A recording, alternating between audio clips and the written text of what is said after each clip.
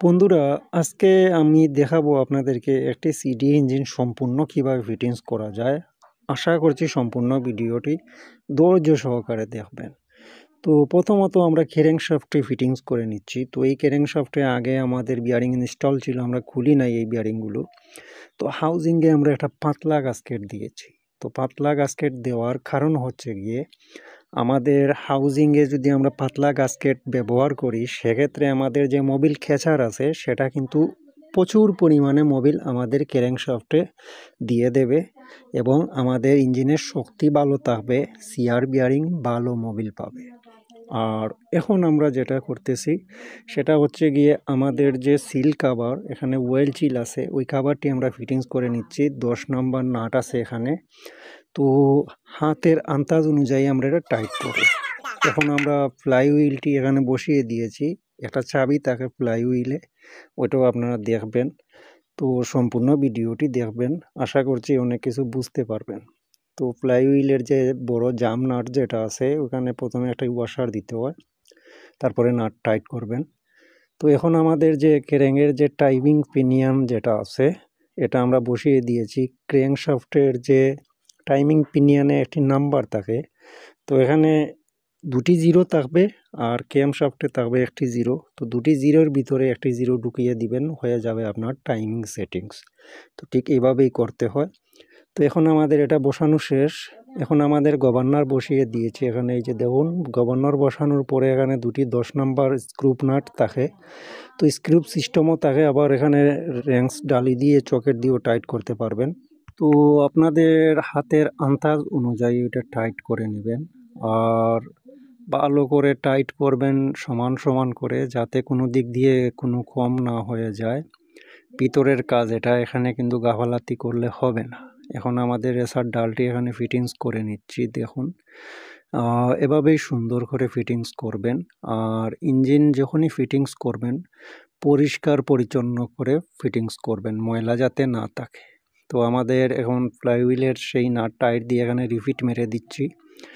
এখন আমাদের পিস্টনটি ক্লিন করতে হবে। তো এভাবে পুরনো রিং ব্যাঙে ভিতরের গ্রুপটা আপনারা ক্লিন করবেন। তারপরে একটি সুতি কাপড়ের মধ্যে ডিজেল ভিজিয়ে ঘষে গ্রুপগুলো দবদব সাদা করে তারপরে রিং তুলবেন। না হলে কিন্তু রিং ক্লিয়ারেন্স জাম দেখাবে, রিংয়ের মধ্যে প্রবলেম চলে আসবে যদি পিস্টনের গ্রুপের ভিতরে ময়লা থেকে থাকে। তো আমরা দেখে নিলাম আমাদের রিং ঠিক আছে। তো প্রথমে আমাদের কম্বেশন রিং বসিয়ে দিচ্ছি, এটা হচ্ছে গিয়ে আমাদের কম্বেশন রং। এরপরে আমরা দিচ্ছি দ্বিতীয় কম্বেশন রিং। তারপরে দেব আমাদের এখানে টপ রিং আছে। টপ রিং দেওয়ার পরে আমরা এখানে ওয়েল রিংয়ের চুড়ি পরিয়ে নেব। তো এখন আমাদের ওয়েল রিং এখানে পরিয়ে নেব। ওয়েল রিং পরিয়ে নেওয়ার পরে আমরা এখানে রিংয়ের জোড়াগুলো মিলিয়ে দেব। তো আমি দেখাচ্ছি আপনাদেরকে কিভাবে রিংয়ের জোড়া মিলাতে হয়। তো এখানে দেখুন 4টি রিং আছে। তো 4টি রিংয়ের কিন্তু 4টি মুখ আছে। তো কিভাবে এটা দিতে হয়, চারদিকে 4টি মুখ দিয়ে দিবেন। এই যে দেখুন, আমি এখানে ভাগ করে চারদিকে 4টি মুখ দিয়ে দিছি রিংয়ের। তো এখন আমাদের রিং এখানে তুলবো চাপিয়ে চাপিয়ে সুন্দর করে দেখে দেখে, না হলে কিন্তু ব্যাঙে উঠে যাবে। তো সিডি ইঞ্জিনের লাইনারের মধ্যে একটু খাল কাটা থাকে, যাতে রিং চাপ দিয়ে তোলা যায়, ইনস্টল করা যায়। এ কারণে তারা এটা করে দিয়ে থাকে। এখানে কোনো ধরনের রিং ক্লেম ব্যবহার করতে হয় না, আর অনেকেই ব্যবহার করেন, সমস্যা নাই। কিন্তু আমি আমার এখানে চাপিয়ে রিংগুলো ইনস্টল করে নেই। তো এখন আমাদের এখানে পিস্টন ইনস্টল হয়ে গেছে রিং। এখন আমরা যে সিআর বিয়ারিং আছে সেটা এখানে বসিয়ে দেব আমাদের বিগেইন। বিগেইন বসানোর পরে আমাদের এখানে কানেক্টিং ক্যাপের দুটি বোল্টও থাকে, ওইটাও লাগাতে হয়। তো আমরা এখানে আগে তার সিস্টেম মতো বসিয়ে আমরা বোল্টগুলো বসিয়ে দিলাম। তারপরে আমরা এখানে পিস্টন রিং এবং সিলিন্ডার সব কিছু পুশ করে নিয়েছি। এখন আমাদের এই ক্যাপটি ফিটিংস করতে হবে। এখানে লেখা আছে যে এই লেখার সাইডটি আপনারা উপরের অংশে দিয়ে কানেক্টিং ক্যাপটি লাগিয়ে নেবেন। যদি এটা উল্টো লাগান তাহলে ইঞ্জিন জাম হয়ে যাবে, ঘুরাতে পারবেন না। তো লাগানোর পরে আমাদের এখানের যে 14 নম্বর যে নাট আছে, আমরা নাটগুলো বসিয়ে দিচ্ছি। নাট বসানোর পরে আমরা এই দুটো নাট সমান সমান করে ভালো করে টাইট করে নিলাম। এখন আমাদের ফুস পাইপ বসাবো। ফুস পাইপের মধ্যে দুটি রাবার দিবেন ভালো দেখে, এবং বডির মধ্যে দুটি রাবার দেবেন, দিয়ে এই হেডটি এখানে ইনস্টল করে নেবেন। তো এই রাবারগুলো কিন্তু আপনার গুরুত্বপূর্ণ, এগুলো না দিলে কিন্তু আপনার ইঞ্জিনের মোবিল পরে নষ্ট হয়ে যাবে।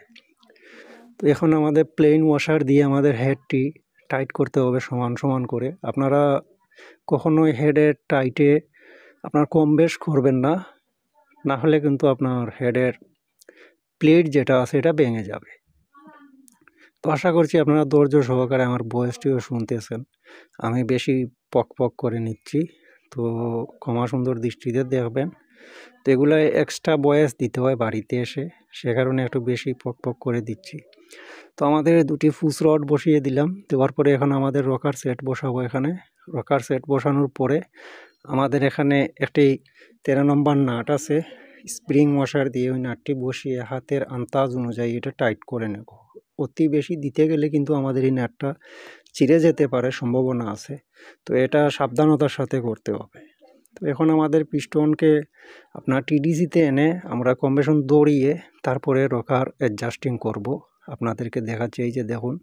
তো এখানে একটি রকারের আপনার বেশি ফাঁক দেখা যাচ্ছে আর একটি পরিমাণ মতোই আছে। তো দুটোকেই সমান রেখে দেব। এখানে আর কোনো ধরনের ফিলার গ্যাস ব্যবহার করব না, আমরা দুটোকেই সমান করে আর টাইট করে নেব, ইনশাল্লাহ হয়ে যাবে। তো আমরা এটা সেটিংস করেছি আগে স্ক্রু ড্রাইভার দিয়ে আমাদের যে অ্যাডজাস্টিং নাটের মধ্যে দড়িয়ে তারপরে টাইট করে নেব, যাতে এই স্ক্রু নাট বল্টুটা ঘুরে না যায়। তো আমরা এখানে 12 নম্বর রিংডালি দিয়ে এটা টাইট করে নিয়েছি। এখন আমাদের যে শু কাভারগুলো আছে ওইগুলো লাগিয়ে নেব এক এক করে।